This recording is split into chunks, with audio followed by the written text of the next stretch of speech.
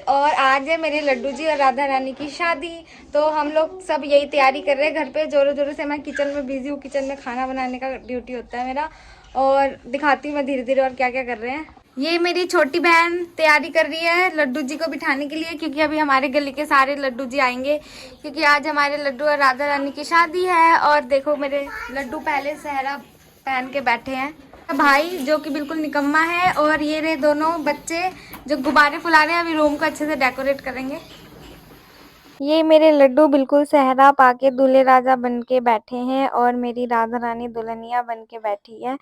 और पीछे से थोड़ी सी दीवार खराब है, अभी रुको इसको भी ठीक करते हैं।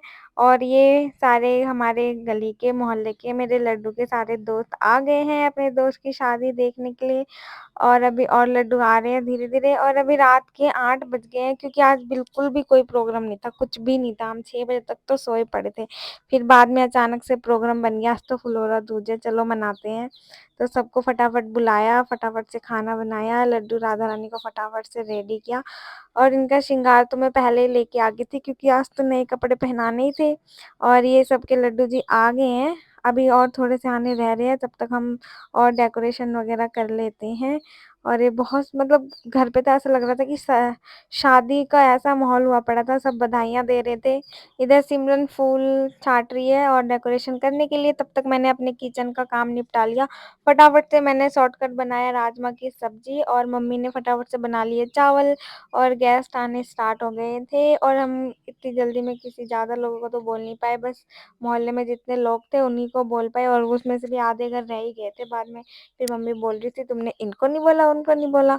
हमें याद ही नहीं था किस किस को बोलना, हम तो बस फटाफट बोल बोल के आगे जल्दी आ जाओ जल्दी आ जाओ। उसके बाद आंटी ने शादी स्टार्ट करी, आंटी ने शादी कराई है। और मैंने तो सोचा था कि पंडित जी भी बुला लेते जब सब कुछ हो गया, फिर एंड टाइम में पंडित जी कहीं मिले नहीं, तो आंटी ने शादी कराई है। और मेरे लड्डू तो सच में बहुत सुंदर लग रहे हैं, राधा रानी भी बहुत सुंदर लग रही है, बिल्कुल दूल्हा दुल्हन बन के बैठे हुए हैं। छोटे से 2 साल 3 साल के मेरे लड्डू है, और अभी से दूल्हा बन गए हैं।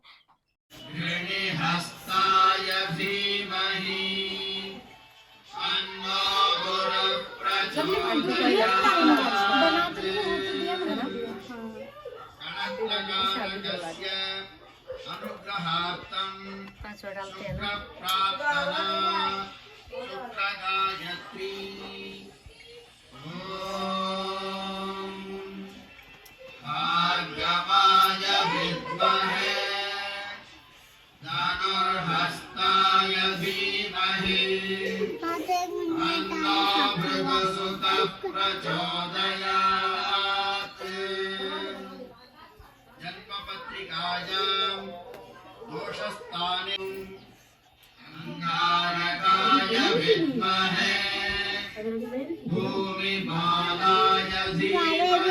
फूल डालो वारमाला में, पहले राधा डालेगी ना।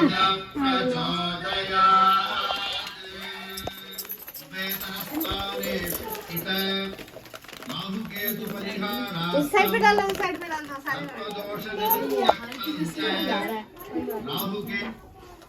बंद कर दिया क्या? नहीं ए आंटी को कौन सी आंटी को फूल मिला? सबको बहुत बहुत बधाई। मेरे लड्डू और राधा रानी का विवाह संपन्न हुआ, और अब सब आरती करेंगे।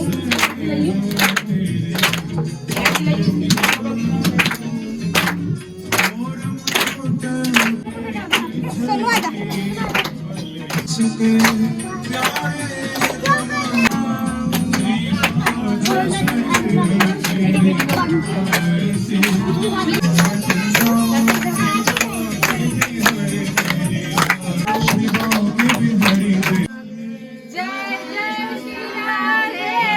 आरती हो गई है सबकी, और जयकारा भी लगा लिया। अब साक्षी लगा रही है लड्डुओं को भोग, और भोग में है आज जलेबी, माखन और रसगुल्ले। भोग लगने के बाद सबको मिला भोग वाला प्रसाद, और सच में माखन के साथ और जलेबी के साथ खाने में बहुत टेस्टी लग रहा था। इसके बाद मेरे को भी मिला भोग का प्रसाद, मैंने भी खाया भोग का प्रसाद, और मेरे कपड़े में थोड़ा सा गिर गया था, वो भी मैंने उठा के खा लिया। उसके बाद मैं गई फटाफट किचन में सबको प्रसाद देने के लिए। प्रसाद में है आज राजमा और चावल, आपको तो पता ही है। तो मम्मी फटाफट से चावल डाल के दे रही थी और मैं फटाफट से राजमा डाल रही थी। अगर मुझे पता होता ना शाम को इतना अच्छा प्रोग्राम होने वाला आज तो मैं कुछ और भी बनाती, बट जल्दी में हमें से यही जल्दीबाजी में हो पाया और पता नहीं कैसा बना होगा। भगवान का भोग है तो अच्छा ही बना होगा, मुझे पता है राधा रानी ने खुद बनवाया ये। तो उसके बाद सब कमरे में खेल रहे थे बच्चे और आंटियाँ सारी बैठ के गप्पे लड़ा रही है। फिर उसके बाद साक्षी ने सबसे पहले लड्डू और राधा रानी को भोग लगाया राजमा चावल का। उसके बाद आंटियों ने खाया, सबने बहुत तारीफ करी, नहीं बहुत अच्छा बना है, प्रसाद है तो ऑब्वियसली अच्छा तो बनना ही था।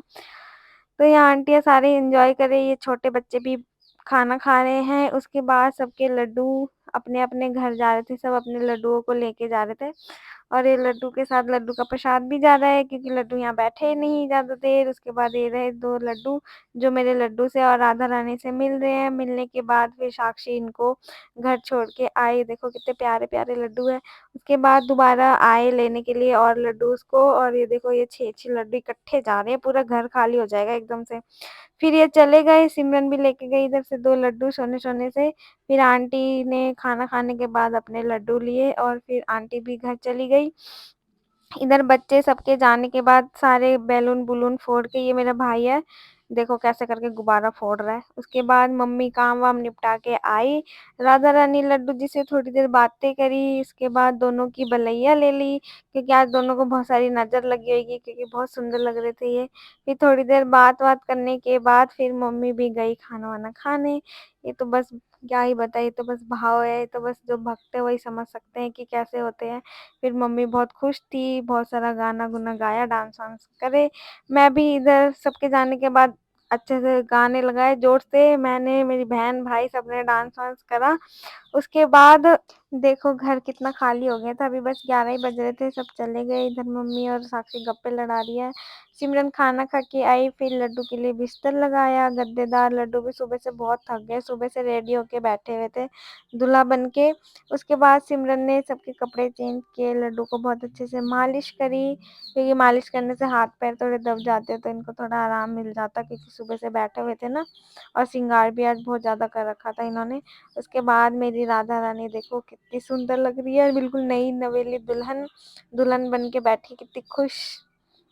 इनको देख के तो बस भलैया लेते रहो। उसके बाद राधा रानी लड्डू जी सो गए हैं, सिंहासन बिल्कुल खाली हो गया। ऐसा लग रहा था जैसे दूल्हा दुल्हन घर जाने के बाद मंडप खाली होता है ना, ऐसा ही लग रहा था। उसके बाद हम भी जा रहे हैं अब सोने। गुड नाइट, राधे राधे, मिलेंगे नेक्स्ट ब्लॉग में।